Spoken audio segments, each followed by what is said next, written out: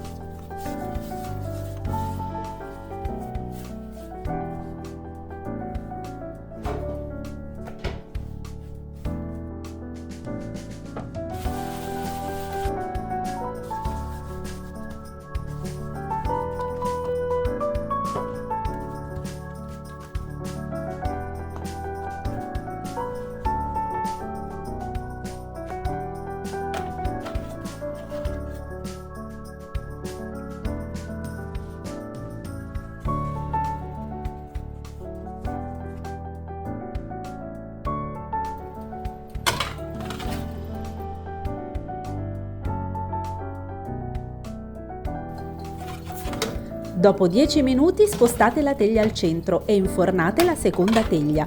Dopo altri 5 minuti le prime pizzette saranno pronte, quindi proseguite la cottura seguendo gli stessi tempi.